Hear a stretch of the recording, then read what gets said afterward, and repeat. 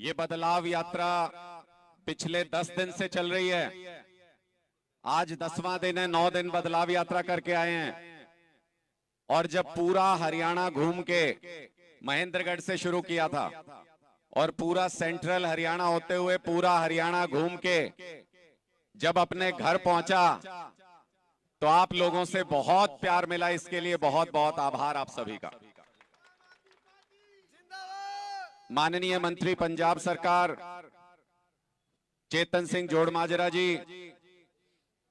हमारे जिला अध्यक्ष गजन सिंह जी, गोयत जी, बहुत सारे साथी हैं।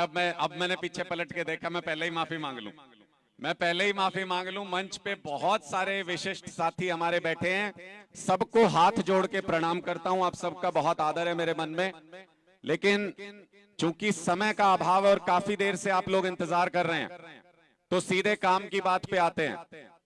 ये बदलाव यात्रा है क्या? कई लोग मुझसे पूछ चुके, मीडिया के साथी भी पूछ रहे थे कि जी ये कांग्रेस भी यात्रा निकालती है, ये बीजेपी वाले भी आजकल यात्रा निकाल रहे हैं, ये आपकी यात्रा अलग कैसे है? तो मैंने उनको कहा कि भाई एक बार सोच के देखना जरा, कांग्रेस क्यों यात्रा निकाल रही है? 25 साल राज किया कांग्रेस ने हरियाणा के ऊपर, 25 साल तक राज किया कांग्रेस ने हरियाणा के ऊपर। अगर कुछ करना चाहते थे हरियाणा के लिए तो कर देते।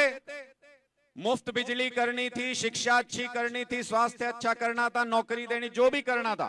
25 साल कम थोड़ी होते हैं। जब अपना समय था तब किया नहीं, अब यात्रा निकाल रहे हैं। कुछ नहीं होगा इससे, राजनीतिक ढकोसला है। ये बीजेपी वाले 52-55 यात्राएं निकाल रहे हैं पूरे प्रदेश के। का पैसा है इनके पास। ये थोड़ा सा इधर से जगह दे देना, ये एंटीना कम पकड़ रहा है। हाँ, भ्रष्टाचार का खूब पैसा है इनके पास, तो गाड़ियां घुमा रहे हैं पूरे प्रदेश के अंदर। कोई समर्थन नहीं मिल रहा इनकी यात्रा को, खाली जा रही हैं इनकी यात्राएं। लेकिन सवाल मेरा फिर वही है, ये क्यों यात्रा निकाल रहे हैं? ये तो सरकार में बैठे हैं, मुख्यमंत्री इनका है। जो भी हरियाणा में करना चाहते हैं एक दस्तखत करके कल लागू कर सकते हैं, फिर यात्रा क्यों निकाल रहे हैं? लोगों के लिए काम कर दें जो भी करना चाहते हैं। इसका मतलब ये भी यात्रा के नाम पे राजनीति कर रहे हैं, राजनीतिक ढकोसला है, कुछ नहीं रखा इनकी यात्रा में। हम यात्रा क्यों निकाल रहे हैं? आम आदमी पार्टी यात्रा क्यों निकाल रही है?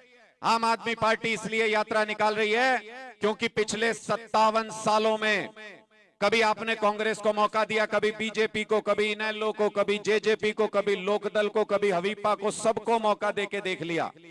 लेकिन 24 घंटे बिजली आती हो आपके गांव में तो बता दो, आती है क्या? आपके गांव के सरकारी स्कूल अच्छे हो गए हो तो बता दो, सारे टीचर उनके अंदर तो हैं क्या? सरकारी स्कूल अच्छे हो गए क्या?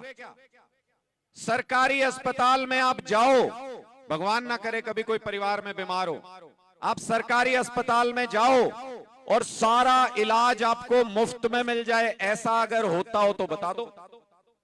हैं सरकारी अस्पताल किसी दिन के? कोई टेस्ट होता है वहां पे? कोई दवाई मिलती है वहां पे? अब आप ये बताओ, पानी घर घर में पहुंच गया और टूटी लग गई हो हर गांव के घर में कि भाई पीने का पानी तो कम से कम साफ सुथरा आएगा, ऐसा हो गया क्या? हुआ ऐसा? ये सड़कें अच्छी बन गई हो, जहां बन गई वहां पे वसूली टैक्स लगा दिया। ये खट्टर साहब कुछ दिन पहले कह रहे थे, कहते हमने अच्छी सड़कें बनवा दी। मैंने कहा खट्टर साहब, अगर अच्छी सड़कें आपने बनवा दी तो पैसे हमसे क्यों ले रहे हो?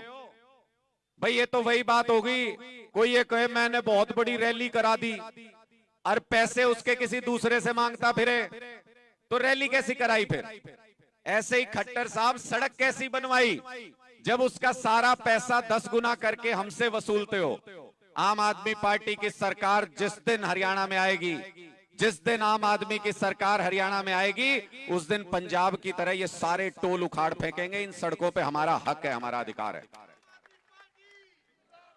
हम इसलिए निकाल रहे हैं, हम इसलिए बदलाव यात्रा निकाल रहे हैं कि ये कांग्रेस बीजेपी पार्टी बदलने से काम नहीं चलेगा।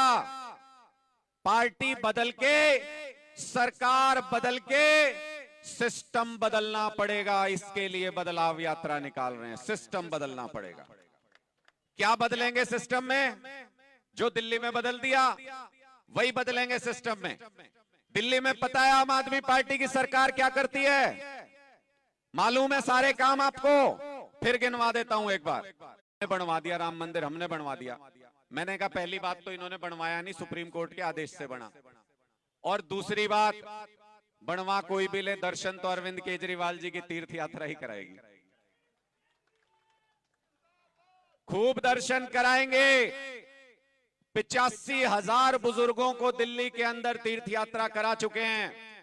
पंजाब में भी 53,000 बुजुर्गों को तीर्थ यात्रा पे भेजने का इंतजाम किया है। ट्रेन चल रही है, लगातार ट्रेन चल रही है। हरियाणा में भी जब सरकार आएगी, इनके बस की नहीं है, इनके बस की नहीं है। हरियाणा में भी जब आम आदमी की सरकार आएगी तो हम तीर्थ कराएंगे हरियाणा के एक एक बुजुर्ग को, एक एक बुजुर्ग को। ये बदलाव लाना चाहते हैं। ये जो दिल्ली में काम किए ये हरियाणा में करना चाहते हैं। आप खुद सोच के देखना कैसी सरकार है। हमारे युवाओं के बारे में क्या सोचती है ये सरकार। पहले मैं आपको अपना अनुभव बता दूं। जो मैं महेंद्रगढ़ से यात्रा लेके वहां से चले और यहां तक पहुंचे, रास्ते में हजारों हजार लोग मिले, गांव में, शहर में, कस्बे में। हर किसी ने, क्योंकि उनकी आंखों में बदलाव की उम्मीद थी, वो हमारे अंदर वो उम्मीद देखते हैं कि हम वो बदलाव ले आएंगे, इसलिए हर किसी ने अपनी समस्या हमारे साथ साझा की। क्या समस्याएं साझा की? 4 सबसे बड़ी समस्या जो मेरी जानकारी में आई महेंद्रगढ़ से यहां तक आते आते, आज वो आपके साथ साझा कर रहा हूं। पहली समस्या, हरियाणा की सबसे बड़ी समस्या जो इस वक्त है, 25 लाख युवा हरियाणा का बेरोजगार है। 25 लाख युवा हरियाणा के बेरोजगार है।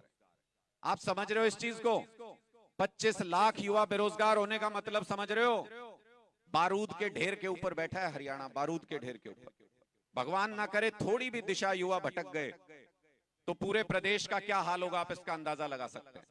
घर चलाने को नौकरी नहीं, घर नहीं बच सकते युवाओं के, खाने को रोटी नहीं, मोहताज हो गए दाने दाने के लिए, क्योंकि रोजगार नहीं दे पाई ये सरकार। सारे रास्ते में मुझे लगातार युवा ये कहते रहे कि जी आपकी सरकार आएगी तो नौकरी मिलेगी ना, आपकी सरकार आएगी तो नौकरी मिलेगी ना। इतनी उम्मीद थी उनकी आंखों में कि कई बार मैं भावुक हो जाता था उनकी बात सुन के।